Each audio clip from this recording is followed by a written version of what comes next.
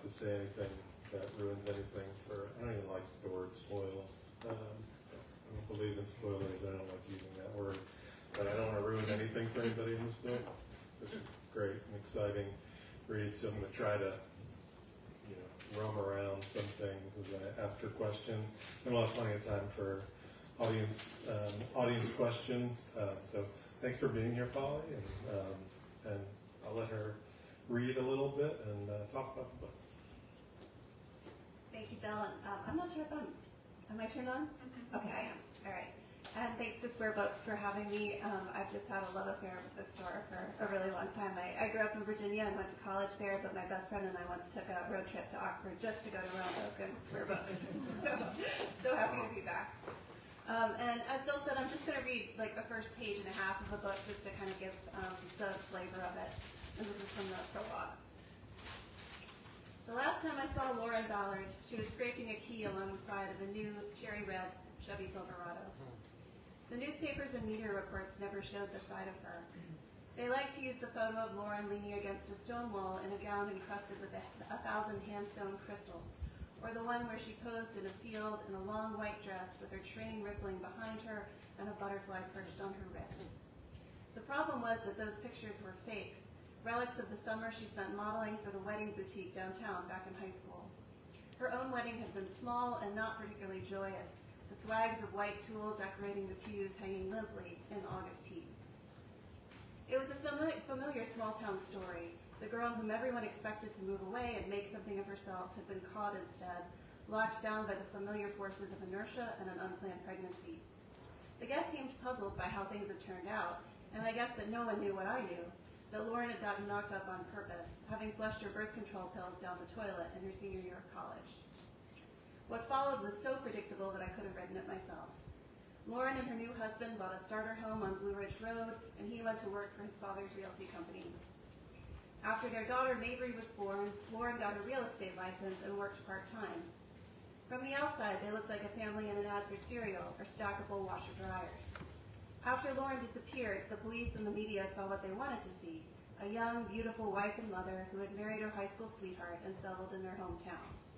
She should have been cable news catnip, the pretty white girl from a good family whom viewers could ogle and pity at the same time. But this is what I've learned. The dead or missing girl is never the subject of the story. Sometimes she's not even the object. She is the circumstance, the accident, the nexus through which vectors cross. No one really knows her, not even the people who are closest to her in life. She becomes a stranger when you realize that her last moments were incomprehensible, an abyss you can't fathom. This is not a story about a murder. It's not the story of what happened to Lauren Ballard in the early morning hours of August 10th, 2001. I can't tell that story because even all these years later, I still don't really understand the events of that night.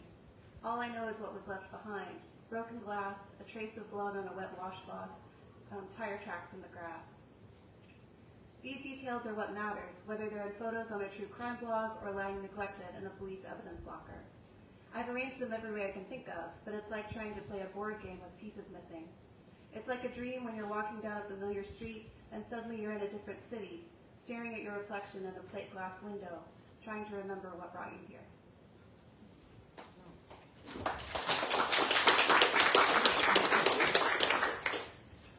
Thanks, Polly. Yeah, great, exciting opening. I mean, it really, I can't really say in any ways that aren't totally cliched, I guess, that this book really is hard to put down, and it's just thrilling. Carries you through that kind of level of intensity the whole time.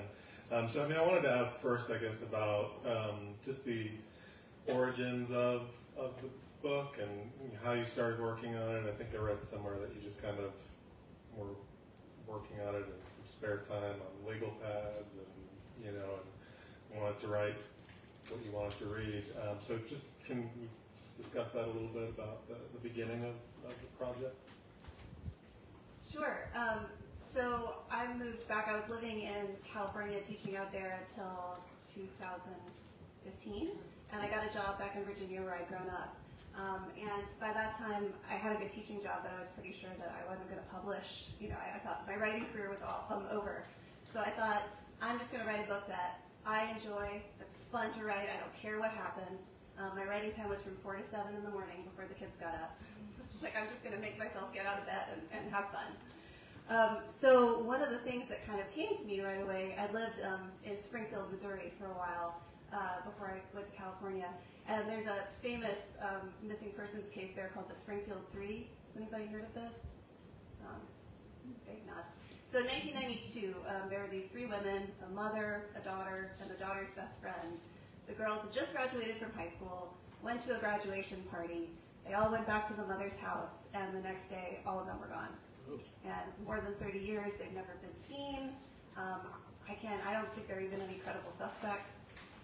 And there was a story about a friend of the girls who had come over the next morning and found that the light bulb on the porch was shattered and swept up the glass, thinking that she was helping.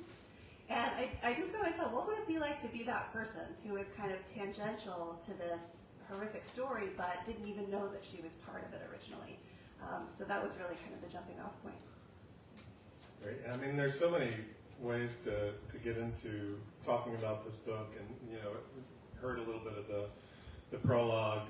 The narrator is Nicola,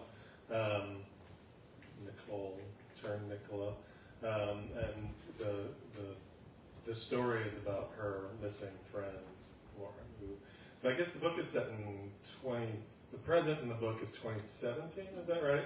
And the past when she went missing is 2001, but there's also kind of their high school years in the 90s. So there's really kind of, it's not a back and forth timeline, but there is a very palpable sense of the past in the book. And those are the two main figures in the book, even though Lauren is kind of the missing person. But you also have her husband Warren and his brother Sean. This kind of makes up this group of main characters. Kind of all sorts of directions I want to go in with talking about this, and lots of stuff that's so interesting. But I do want to talk about it. Kind of, my notes are all out of order. So these questions might be a little bit out of order in some ways.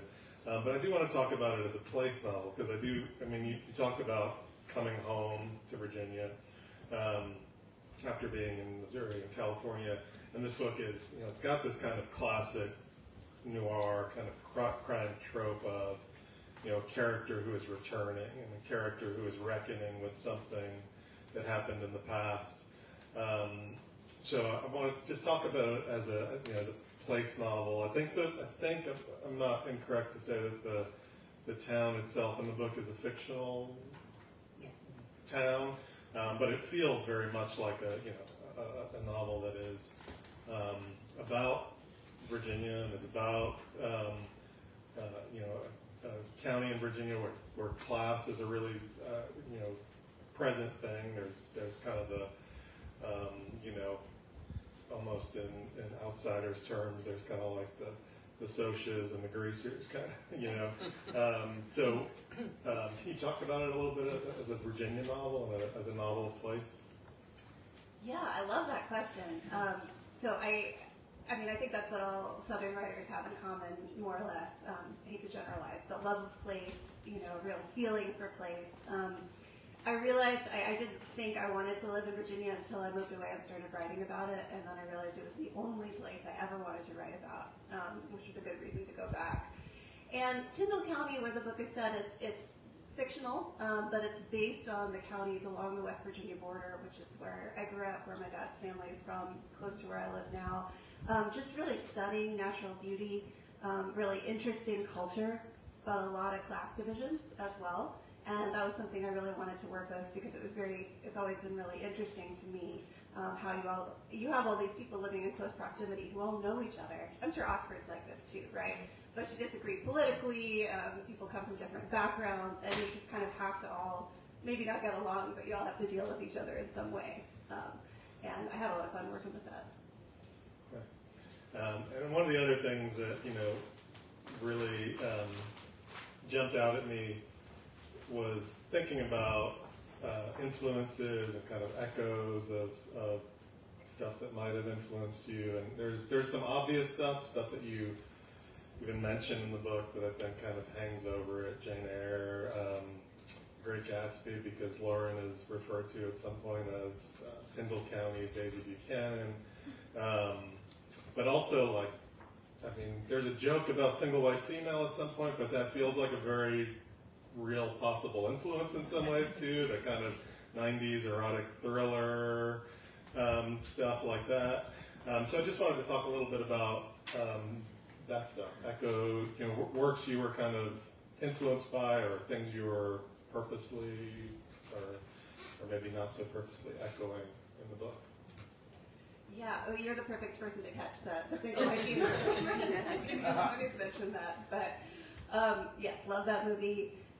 People keep mentioning Heathers, which I'm sure Bill has seen. Has anybody else seen that? Yeah, I love, and I wasn't thinking of it consciously, but it's one of my favorite movies, so I'm always really happy to hear that.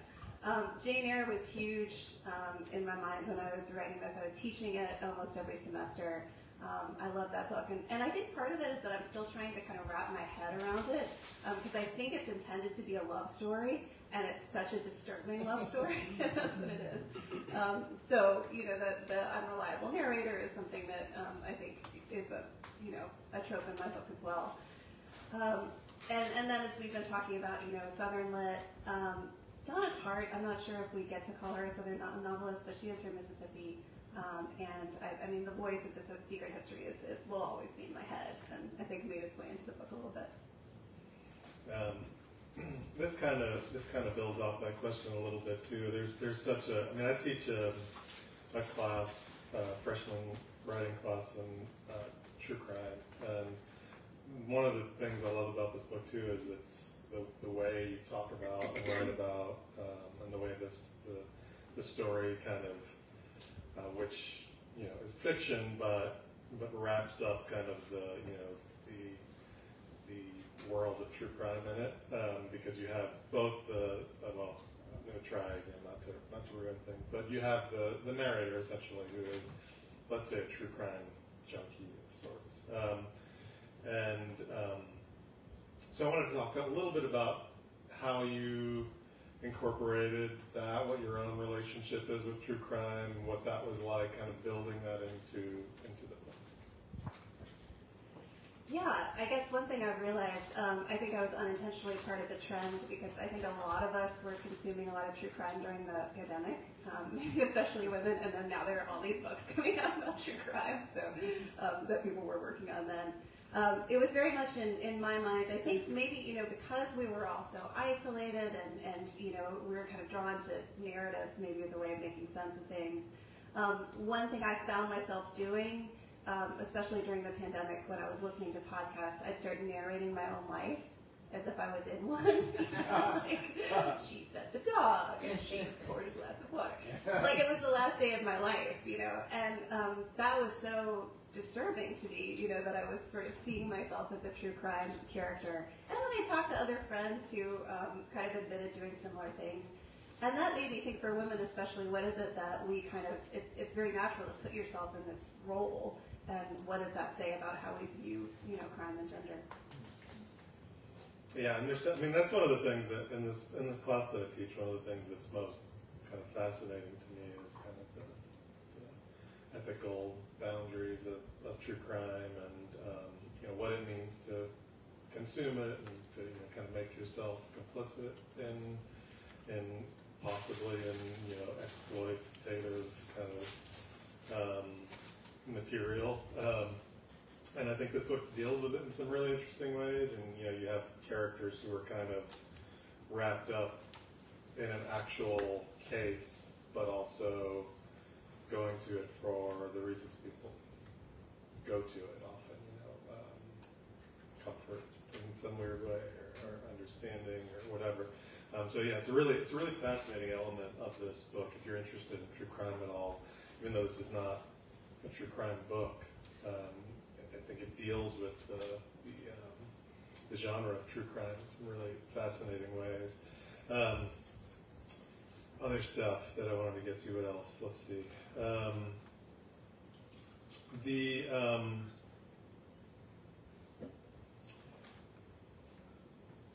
let's see, which one should I go with first? Okay. I think this book also, in a lot of ways, is about, and this is one of the ways it most reminds me of, I know a writer that I love, and I know you love too, Megan Abbott. I think it's so much a book about female relationships, about friendships, certainly high school friendships, and the kind of thread that's set in the past, or the thread that kind of, where the past is remembered, I guess I should say.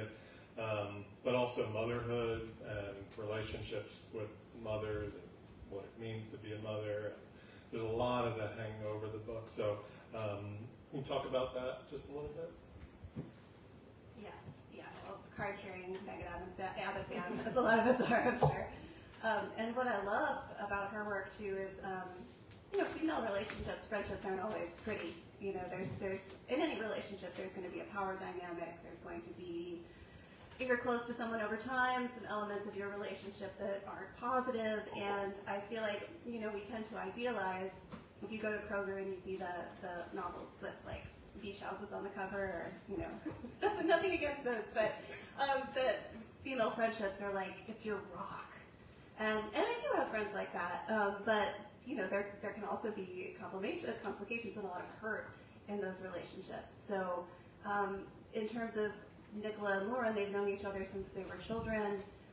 They influenced each other in some good ways, but I think especially when we're in our adolescent years, you can look to your friends to kind of validate your own life choices, and you want them to reflect back at you what you like. You want them to reflect yourself back at you in a positive way. So that's kind of what I wanted to illustrate with the two of them, is that they have this kind of symbiotic relationship that isn't very positive, where they're influencing each other, but ultimately in negative and destructive ways. So.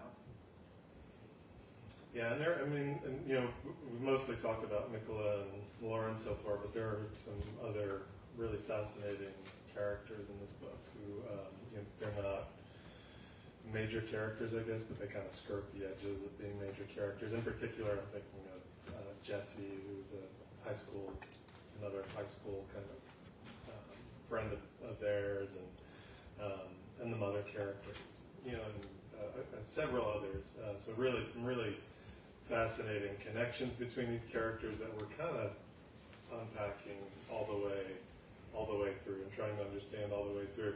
And speaking of something you just said made me think this would be a good next question. One of the things I love most about this book, as somebody who kind of can't stand when people say they need somebody to sympathize with or cheer for in a novel, I love that this is kind of a novel full of, and I hope this doesn't turn anybody off, because this is exactly what I want in a book, kind of a novel full of unlikable characters in a lot of ways. There's not really, Nicola, the narrator, is the closest, I think, you probably get to somebody who is likable, but she's naughty and very complicated and ugly in some ways. In her behavior, and so I love that. So what was that like? Did you get pushback on that? What was it like writing that? Did you have people saying you need a character here that somebody can root for more clearly, or is this something you knew you wanted to do and follow through on? Yeah, I got Nicola's voice right away, and because I wasn't writing this necessarily to be published, I just kind of let her do what she wanted to do, and a lot of what she wanted to do was not very nice, and I was okay with that. One of the trade reviews called her messy but endearing. And I was like, okay, I can get behind that. But yeah, no one said anything. I think a lot of writers talk about this. Do we need, as you were saying, do we need likable characters? Do we need sympathetic characters? And I'm with you, Bill. I don't necessarily want to take somebody to lunch. Yeah, I hate them. I don't want them at all. No, and again, it was such a. There were several points in this book where I thought maybe it would kind of bend away from what you were doing, and you kept it going, and I thought it was just one of my favorite things about this book. Other stuff I want to talk about. So this is kind of a little tricky to talk about because I don't want to ruin anything for anybody. But Can you talk about the decision with point of view? And this is largely first-person novel from Nicola's point of view, though there are a couple of breaks from that. So what did you think going in? Did you started with that voice and you were following it, and that you knew that was what you wanted to do? Yeah, do you know this distinction between pantsers and plotters that people talk about with fiction? Like, are you maybe this is just a writer thing, but you're a plotter if you organize and plan out everything ahead of time, and then you're a pantser if you fly by the seat of your pants. It's kind of annoying. When I talk about this book, I sound like a pantser, and that is so against my character. I'm a control freak. I like to organize everything, but I had no idea where this book was going.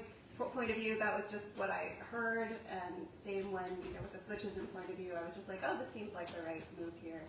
And yeah, I sound like a savant. I had no idea what I was doing, but I guess it worked out.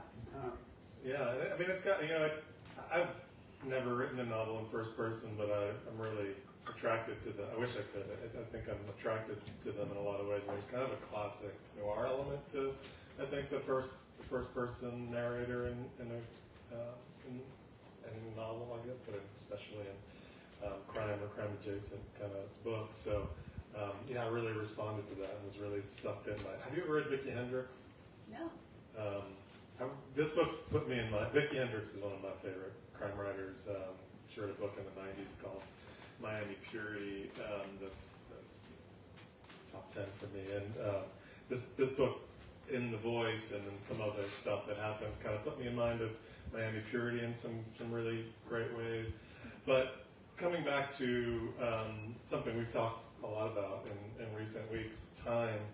I think you handle time in some really interesting ways in this book, because it is largely, again, first person, from 2017, but we are delving into the past quite a bit in the book through interiority, through memory, and those sections take place for the most part, in the 90s when the girls are in high school, the girls and the guys are in high school, and also some of the college years, which I think maybe span into the early aughts just a little bit.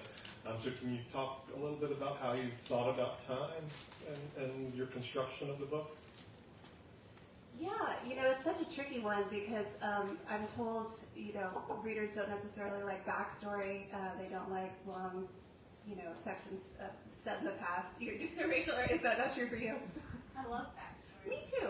Okay. I always want more backstory. So I was trying to integrate it in a way where it wouldn't bog down the story, but I love knowing about people's past, and I love knowing about characters' past. In terms of the span of the book, the characters are very close to my age. I was in high school in the 90s, so that was just kind of fun to go back to. There are a lot of kind of markers from that time that were fun to revisit.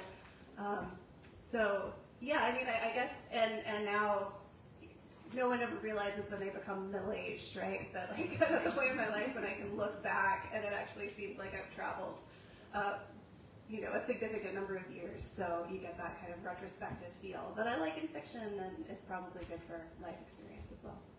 Was there ever a thought on your part to kind of break the novel into those timelines, like to have a part of the book set in the 90s and to balance it with a part set in the present day, or did you always know you were going to kind of approach it this way? Or is it just something you figured out? I tried it both ways, and it felt really top-heavy to me with all the past sections together. Right. But yeah, I can see that. What else here?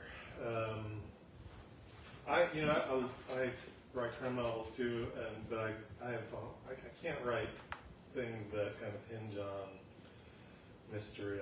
I love reading it, but I'm not good at writing it. And one of the things I really admire about this book is that it builds and maintains this mystery in ways that pay off in really exciting ways. I think it never quite. I think when you're reading that kind of book, for me anyway, when I'm reading a book that is kind of rooted in or rooted around some kind of mystery, writers, if they make a decision that I'm not with, I'm just kind of out. I'm lost. And in this book, several times, there were points where I was like, oh, Is she going to do this? No, I hope she doesn't do that. And she doesn't. She doesn't do that. It's always the good thing. It's always the right direction. I mean, for me, it was always the right direction. So, can you talk a little bit about kind of how you build and maintain mystery and what that's like? It's totally foreign to me. I can't figure it out.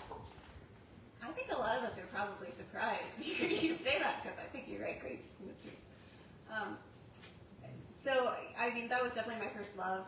I grew up reading mysteries and stealing my mom's mysteries, and then I thought for a long time I wanted to write literary fiction, which I think was very good training in terms of learning craft and thinking a lot about prose style. But when I came back to it, I just thought, why wouldn't you want to write about crime? It's automatically conflict. It's people disagreeing. It's all this great subject matter. And in terms of suspense and kind of the conventions that people want from the genre, I love being surprised, and I think everybody does. And even I think great literary fiction, there are surprises. There are things you're not expecting. So to me now, having settled very comfortably into the genre, I just want to throw something at the reader, not in a corny way, but that will really, that they're not expecting. And it's really cool to hear that worked for you. Yeah, it did. And and again, I love that. I mean, I think for me, it's more about figuring that stuff out and withholding and building that sense of tension and suspense and paying it off. I mean, it seems so difficult to successfully do without selling something out or just kind of taking a cheap route or something. And I think this book is expert at kind of avoiding the pitfalls of that way of storytelling. So that's great. I have one other question, and then we'll open it up to audience questions, and I think that'll be good timing-wise. So I want to talk a little bit about the title. I love that. I think I didn't realize how much I liked the title until I finished the book. I mean, it's a title that pulls you in, I think, in some capacity, but it has kind of different kind of double action or even triple action once you finish the book. And I think I always appreciate a title that means something different once you've finished the book, and means in different ways. So can you talk a little bit about settling on that title? Was it the first thing that came to you? Did you settle on it after you finished, or? Yeah, I think it was part of the general kind of stupid good luck of this book. It was called True Crime for a while, which is an awful title. And then the good ones, when I was about halfway through, that came to me. And the reference, Ace called this when we talked in Memphis a couple days ago, but it's, like all the good ones are taken was kind of the original idea I was thinking of. There are two main male characters, as Bill mentioned, that are not really, they think they're the good ones, but they're not. So hopefully it gets kind of complicated and ironized, and then it can apply to the women characters too. So I'm glad that people like the title. Yeah, I think it's also, I could be off base here, but it also feels like it has some class kind of connotations to me, right? That, there are people who skate by, let's just say.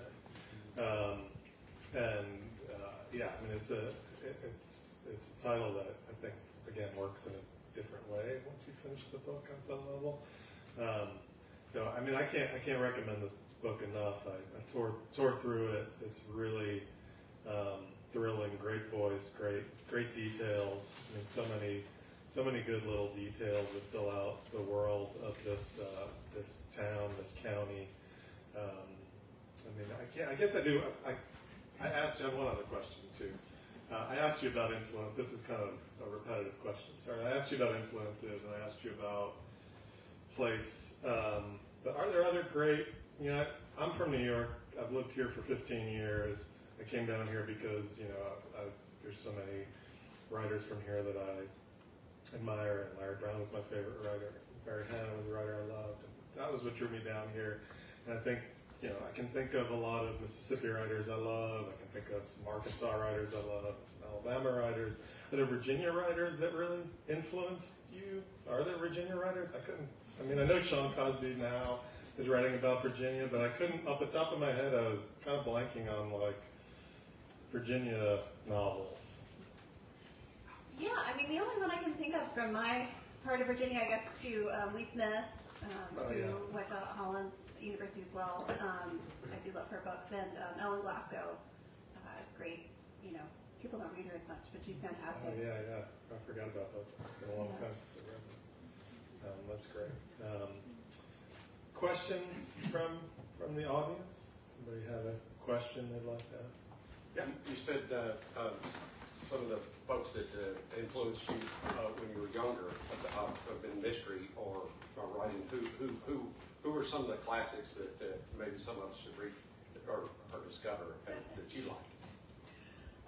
Thank you for that question. I think Ace and Bill know I write this column for Crime Reads called The Backlist, and Ace was the first person I interviewed, where I asked a writer to mention a book from the past that they loved, and then I read it and we talk about it. So we talked about Larry Brown's, which one was it? Father and Son. Father and Son, yeah, which is so amazing. But the reason I started that series is because I feel that I am woefully undereducated in crime fiction, since that wasn't my first genre.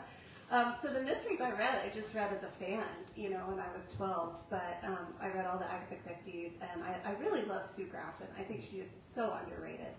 Just a really great, you know, craftsperson, along with writing great plots. So those would be my top two right here. Other questions? Where does Appalachian Virginia begin? Because I don't know Virginia very well. But are you talking about the part that's under West Virginia? Yeah, that's a good question. So my dad's family is from Smith County, which is that little corner by West Virginia and Tennessee. We'd say that Appalachian goes all the way up through the Shenandoah Valley on kind of the western side of the state, and that's where I live now in the Blue Ridge. You know where Charlottesville is? I'm like an hour west. Good question. So right from 4 to 7, how long did it take you to write it? Oh gosh, yeah, a long time. Let's see, I started in fall of 2018, and then it sold in summer 2021, and now it's out this summer. So I hope that I've learned something. I have a draft of the next novel, and, you know, knock on wood, it's going to be a little quicker, but yeah, it's a long process. Other questions? Can you tell us what the next novel is going to be about? Yeah, Bill's read the first chapter. Yeah. It's called The Felon's Ball. It's the main character owns a yoga studio in a small town in Virginia, but she comes from like a criminal family, so she gets tangled up in all their misdeeds, and then there's a murder. So. First chapter's killer. It's great. Other questions? Anybody else? Going once? Well, thank you all so much for coming. Thanks, Polly, for being here. Please get this book. It's great. Thank you to Square Books for hosting, as always, and thank you all for coming.